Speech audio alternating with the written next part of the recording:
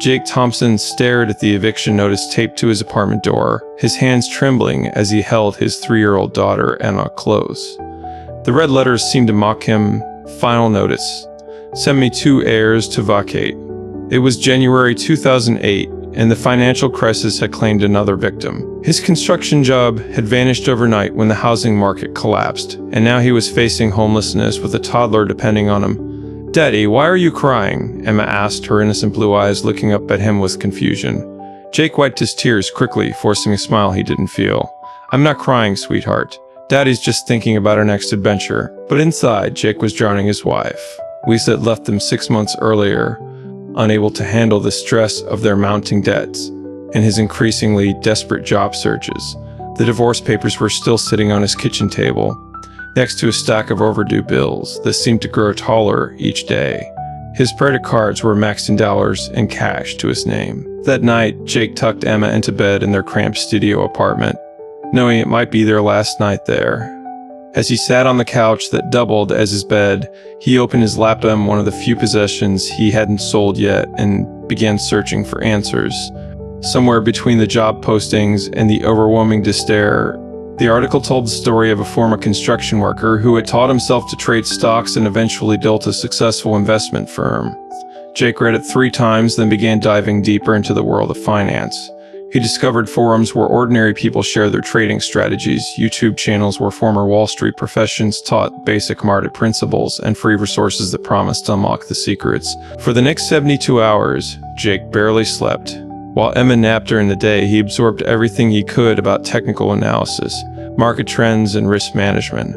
He learned about support and resistance levels, moving averages, and the psychology of trading. Most importantly, he discovered that 6FOI. When the eviction deadline arrived, Jake made a desperate decision. He sold his laptop, his phone, and everything else of value except Emma's toys and clothes. With the $400 he raised, he convinced his sister Rachel to let them stay in her basement for a month, while he figured things out. Rachel, a nurse with 2 kids of her own, was skeptical, but couldn't turn away her brother and niece. "Jake, you can't just gamble with what little money you have left," Rachel warned him as she helped them move their meager belongings into her basement. "Emma needs stability, not more chaos." "This isn't gambling, Rachel. I've been studying for weeks. I have a plan. A plan. You were swinging hammers 3 months ago, and now you think you can beat Wall Street?" Jake understood her skepticism, but something inside him had changed during those desperate nights of studying. He had found his calling, even if it seemed impossible to everyone around him. Using Rachel's old computer in the evenings, after Emma was asleep, Jake continued his education. He opened a practice trading account with virtual money and began testing his strategies. The first few weeks were brutal. Jake lost his virtual account 3 times. Each failure teaching him valuable lessons about emotional control and risk management. He learned that even the best traders lost money on individual trades. The key was managing those losses and letting the winners run. Warren Buffett's value investing principles, Paul Tudor Jones's macro trading strategies, and Ray Dalio's understanding of economic cycles. After 6 weeks of virtual trading, Jake felt ready to risk real money.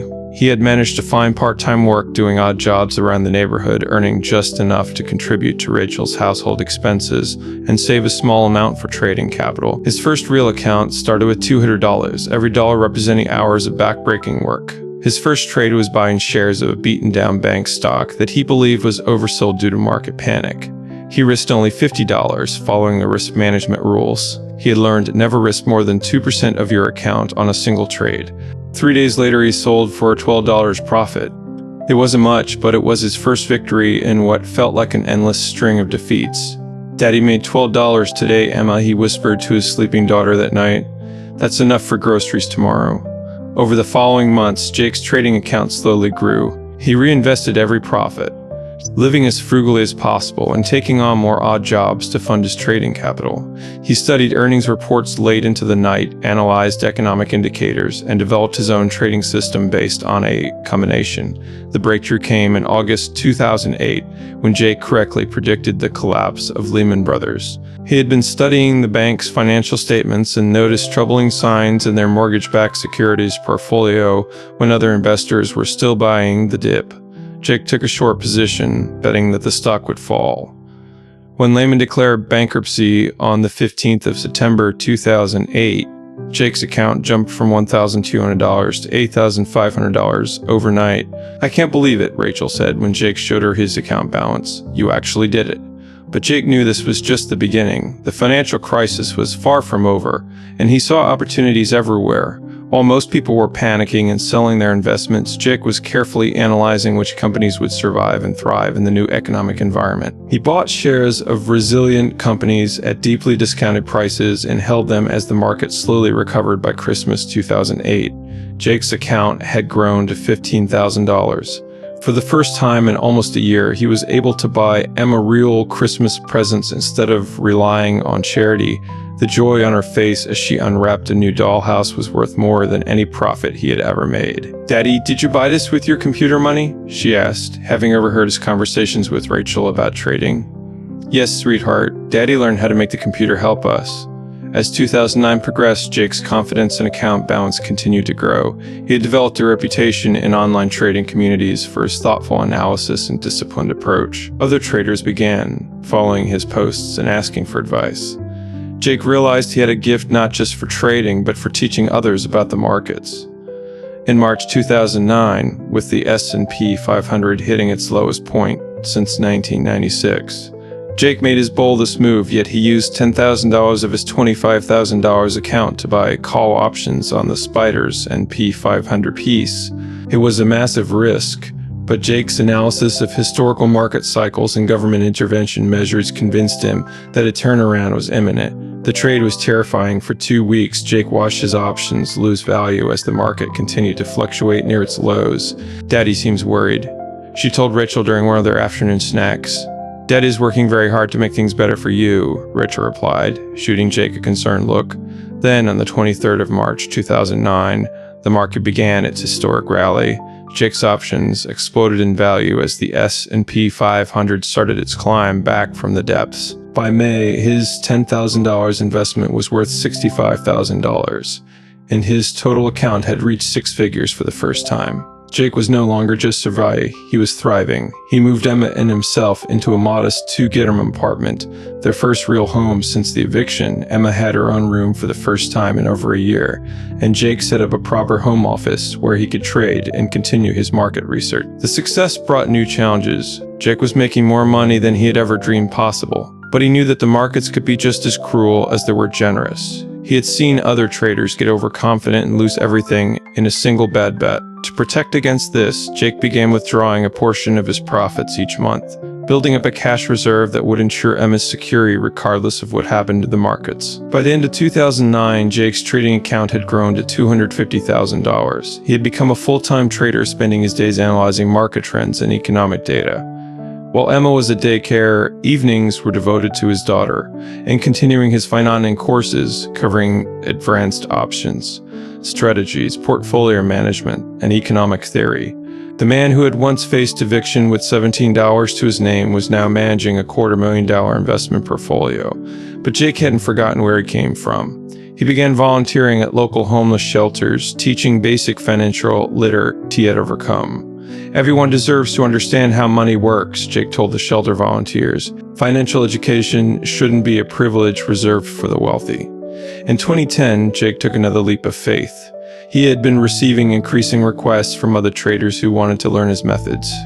After months of deliberation, he launched an online coaching service, teaching others the disciplined approach to trading that had transformed his life. His first workshop had 12 attendees, each paying $500 for a weekend intensive on risk management and technical analysis. The teaching business grew organically. Jake's students appreciated his down-to-earth approach and real-world experience. Unlike many trading gurus who had never actually traded their own money, Jake could show actual brokerage statements proving his success. His motto became, "Show me your statements, not your lifestyle." Emma, now 6 years old, had adjusted well to their new life. She attended a good school, had her own room filled with books and toys, and had never again had to worry about having a roof over her head. But perhaps more importantly, she had watched her father transform from a broken man into someone who had rebuilt his life through determination. "My daddy teaches people about money on the computer," she would tell her classmates with pride. By 2011, Jake's combined trading and teaching income had reached $500,000 annually. His trading account had grown to over $750,000, and his coaching business was serving hundreds of students across the country. He had developed a systematic approach to trading that emphasized risk management. Never risk more than you can afford to lose. Always have a plan before entering a trade, and never let emotions drive your decisions. This success hadn't gone to his head. Jake still lived modestly, driving a reliable used car and shopping at discount stores.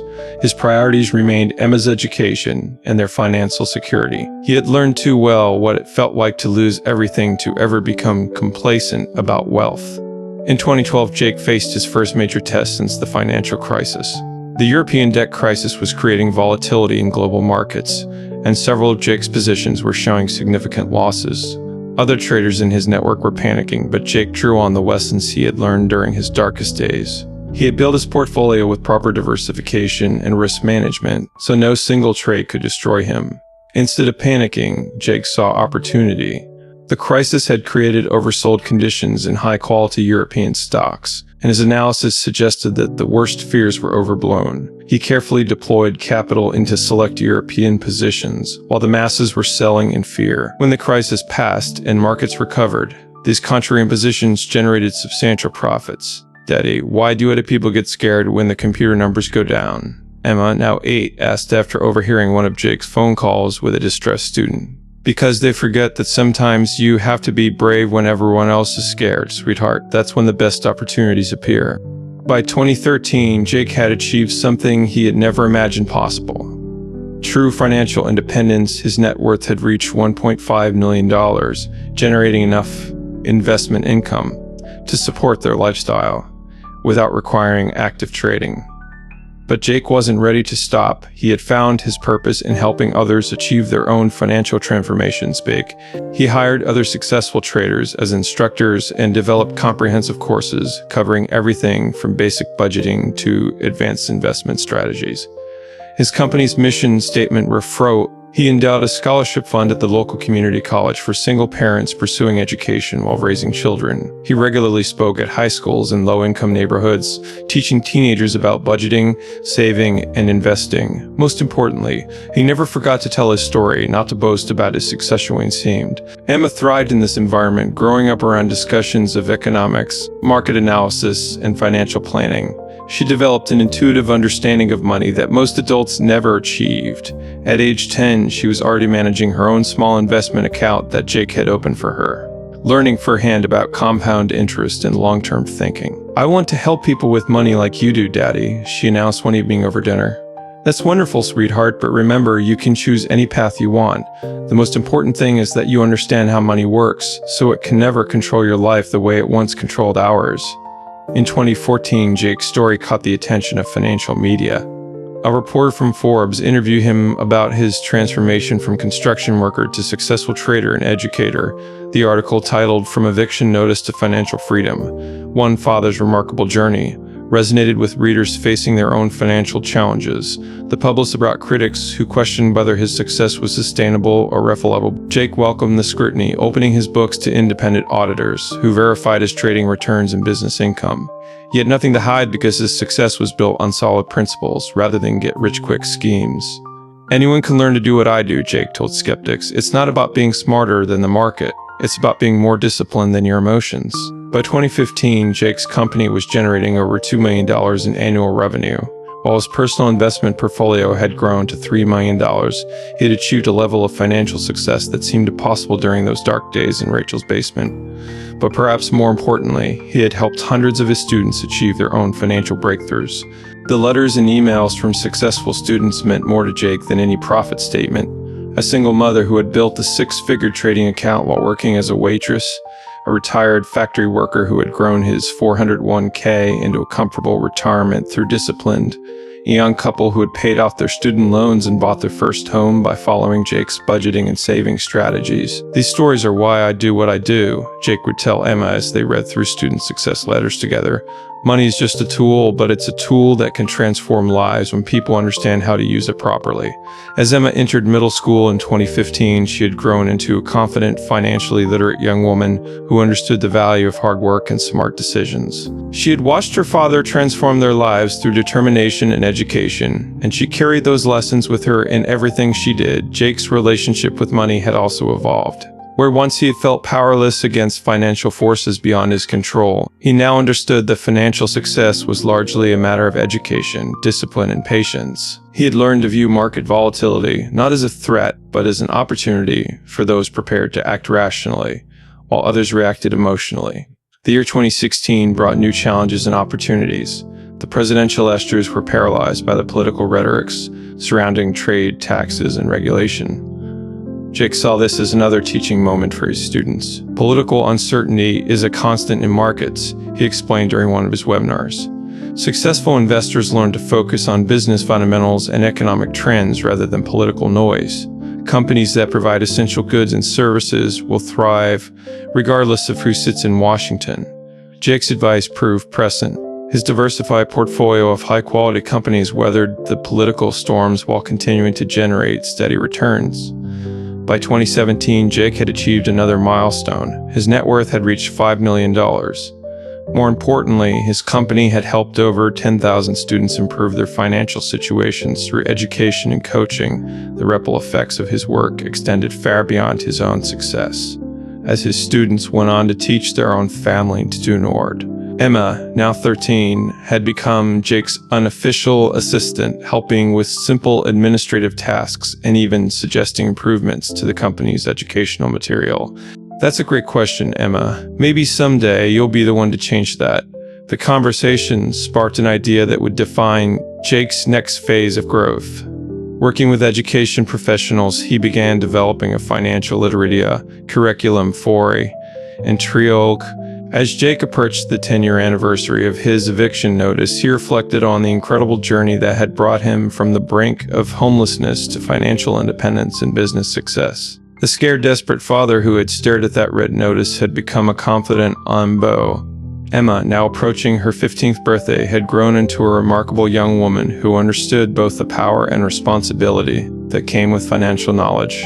She had never known the fear and uncertainty that had once consumed her father's life, but she understood their family's story and the importance of helping others achieve their own financial transformations. Jake asked as they walked through their neighborhood one evening in early 2018, "What, Dad? It's not the money or the business success. It's that we broke the cycle. You'll never have to wonder where your next meal is coming from or whether you'll have a roof over your head. And more importantly, you have the knowledge and skills to create your own opportunities, no matter what challenges life brings." As they continued their walk, Jake thought about the thousands of people whose lives had been touched by his story and teachings. From the Tigle mothers learning to budget and save, to the Taurees growing their nest eggs through disciplined investing, to the teenagers discovering that financial freedom was possible through education and hard work. The eviction notice that had once represented his worst nightmare had become the catalyst for his greatest transformation. Through determination, continuous learning, and an unwavering commitment to helping others, Jake had not only rebuilt his own life, but had created a legacy that would continue impacting lives for generations to come. Looking back, Jake realized that his lowest moment had also been his most decent. It was the moment when he stopped being a victim of circumstances and started taking responsibility for his financial future. The journey from that basement apartment to financial independence, Emma's future was bright with possibilities, and his company continued to grow and help more people achieve their financial dreams. The scared man who had once stared at an eviction notice had become someone who empowered others to never face that same fear. The transformation was complete, but the mission continued. Jake Thompson had learned that true wealth wasn't just about accumulating, it was about acquiring the knowledge and skills to create. And in that mission, he had found not just success, but meaning and purpose that would last a lifetime.